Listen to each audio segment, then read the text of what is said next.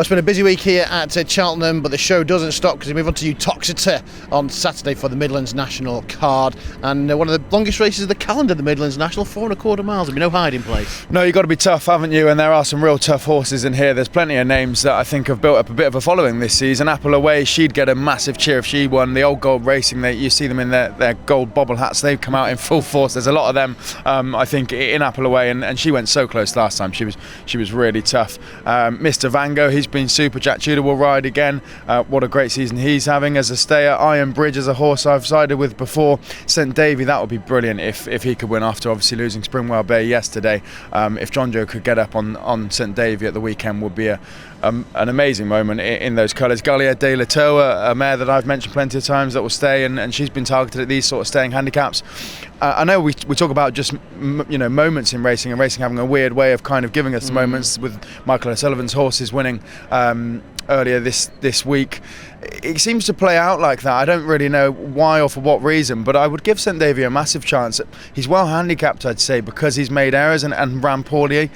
But if he does live up to his potential, which, as I said, the stars seem to sometimes align, could be in with a big chance. And Jonjo's obviously going to be full of confidence coming out the back of this week, riding a winner yesterday. And if he gets into a rhythm, he has been a bit of a cliff horse for me. I do believe he does have a run in him, and he's on a good mark. So St David would probably be the one I pick out, and Gallia de la Toa maybe as well. The Scoutons, coming off the back of a big week here.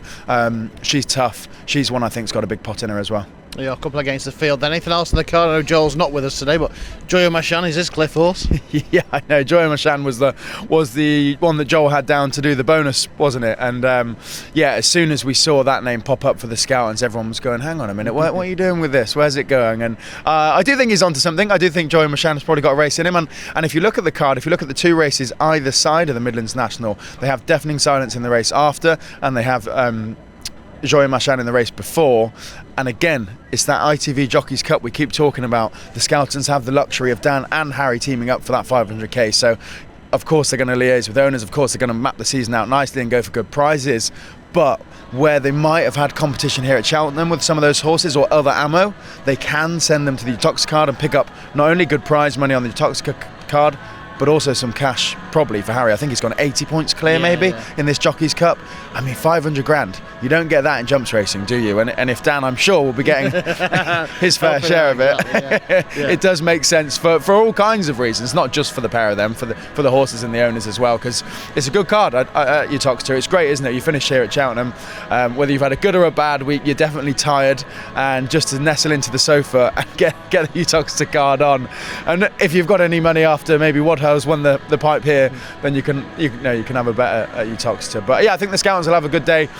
They've become a yard that has plenty of ammo, more like maybe Paul Nicholls might have been, where you can have loads of runners here and then crack on with more at Uttoxeter, like Willie Mullins over in Ireland and Gordon. They can dominate all the festivals. I think they've got the luxury. So yeah, Scoutons one to follow at Uttoxeter. Well, we're here at Cheltenham, but it's coming to a close, and we're going to look ahead to the action at Uttoxeter with Jonjo O'Neill Jr, who's got a strong book of rides tomorrow in Staffordshire on Midlands Grand National Day. At 1:50 gets underway. You're on board Wellington Archer, who's got some good novice form. Yeah, got some good novice form. He was second behind Fingal Bridge there in Market Raisin, who obviously went on to beat Regent Stroll in a listed event in Exeter. He won as he liked there the other day. Just needs to brush up in his jumping a bit, but he will in a better race. We'd like to go to Aintree with him, but he needs to probably go up a little bit in the handicap. We think he's nicely handicapped, so you should expect him to go close tomorrow. Attention's turned to the 225 and a staying handicap hurdle now. Jonjo O'Neill and AJ O'Neill have got two in the race. You're on board Red Dirt Road, but you also saddle the yard Indiana Dream.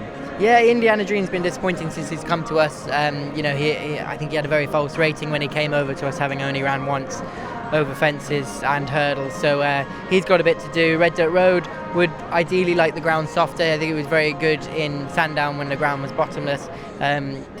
It's a 100 grand race. It's worth going for. I just think the ground needs to be a bit softer for him, but he's in good form. We've been happy with him since Sandown, so I'd expect another bold show. And then we've got the Midlands Grand National itself, one of the longest races. It's the second longest race now behind the Grand National in the calendar. You're on board St Davy, but you've also got the former Welsh National second Iron Bridge for the yard. Yeah, it was hard enough to split them. I think Iron Bridge is just a bit better on very soft ground. Probably the same go for St Davy as well, but St Davy, I always thought at the beginning of the year that this might be his race. I was very happy with his run in Sandown the first day in a Grade 2 first time out. He was third behind Handstands, who's obviously gone on a couple of graded events afterwards.